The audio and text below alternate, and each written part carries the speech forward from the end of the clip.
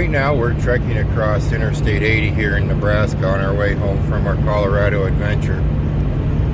We spent 4 days, or 3 days, 2 nights in Colorado. It was a blast. I loved every minute of it. There was ups and there was downs. There was oopsies.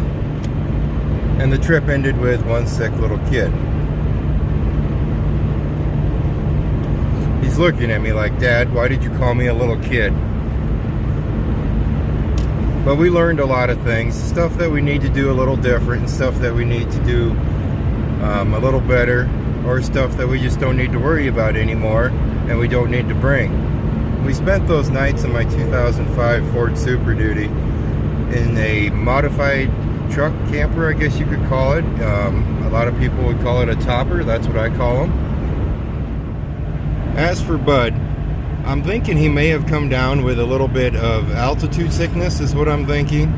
His stomach started to hurt him a little bit last night, and that kind of concerned me, so we parted ways with Colorado, and we parted ways with the Rocky Mountains, and we ended up spending the night, right when you get into Nebraska, at a truck stop.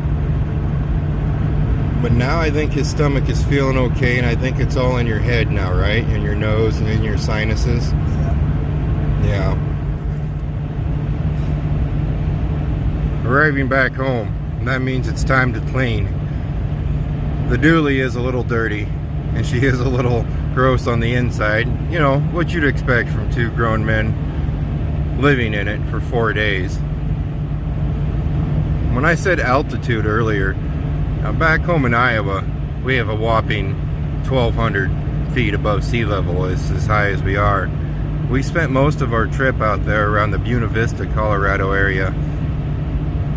And that's usually sitting around that 8,500 to 9,500 feet above sea level. But then we did wander around quite a bit, and it ranged from the 8,500 up to right just shy of 12,000 feet above sea level. And I'm thinking that did it. Because I remember 3 years ago I came out here on the motorcycle and I had the worst case of altitude sickness on the way home. And it just was not a pleasant ride home. So he muscled through it. Bud's a tough one. Bud is definitely a trooper when it comes to keeping up with Dad.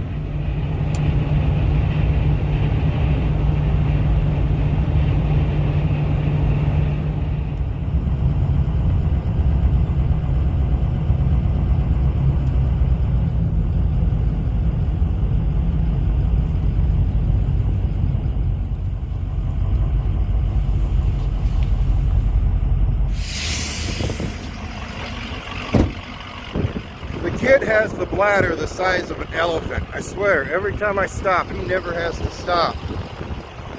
Last night, you know how I'm always telling you guys we have to find places to park in the truck?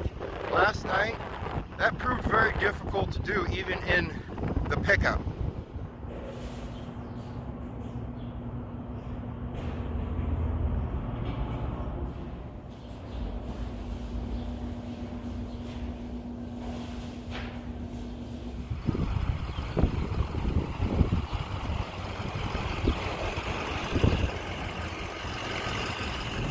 You see, last night I was looking for a place that was safe to park. I wanted a place that was safe for us to camp out in the pickup, and I also wanted a place with a 24-hour restroom just in case stomach started acting up again.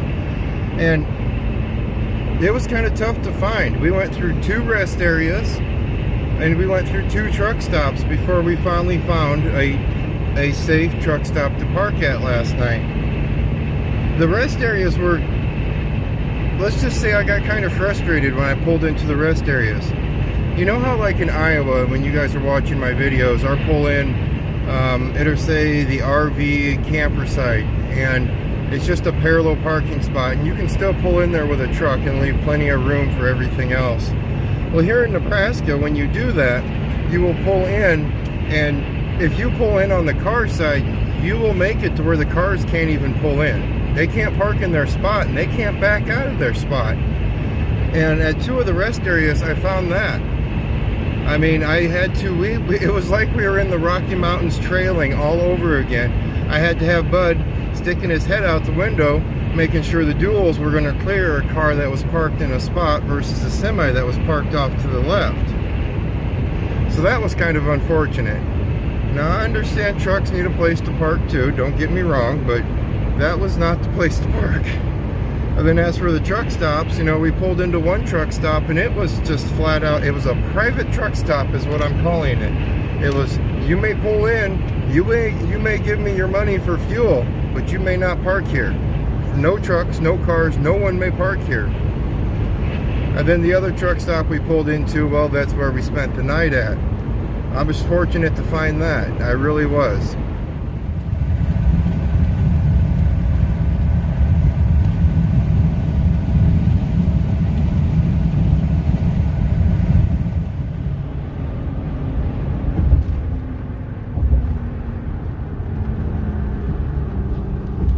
Well, I guess.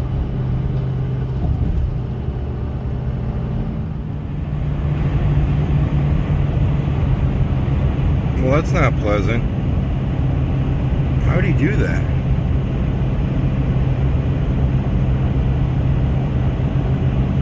If I was a gambling man, Troy, I'd say his back brakes locked up and she slid off the road on him. You think? Yeah. Almost home, man. We got 25 miles left. We're in Ottawa right now.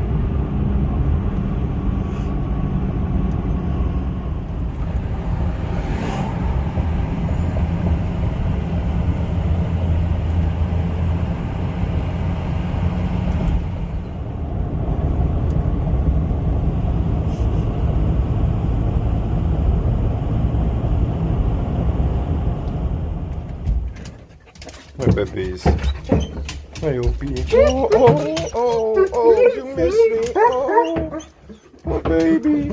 Poor baby. Oh, that's my phone.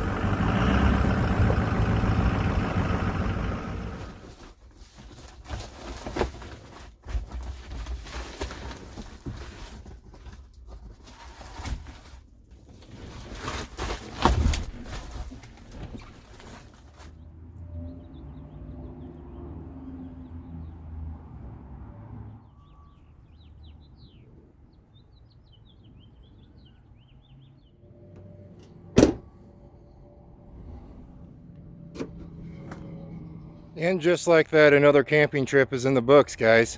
It was a great camping trip. It was an awesome camping trip. The dually has a few little leaks in the topper I need to take care of. Just a couple little small ones, a little bit of silicone. It's time for an oil change. We need to get that taken care of. I'm kind of mumbling all over myself today. She's washed up, vacuumed out, and parked. I'm thinking the next time we're going to get out to do some truck camping is probably going to be May, the beginning part of May. Or make April will be just all trucking, and then May we'll start our camping, motorcycle, and family vacation will be in June this year. So we're kind of going to be starting to transfer the channel over to a little bit of adventures and exploration for the next couple months. April will be trucking solid still. May will be adventure. June will be adventure. July will be adventure. And then August we'll go back to just completely flat out full-time trucking.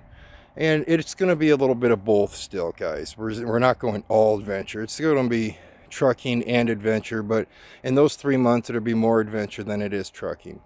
I hope you guys enjoyed our journey. If you guys did, please leave a like down there, and if you could, throw a subscribe down there. Other than that, you guys stay safe, and as always, I will see you next time.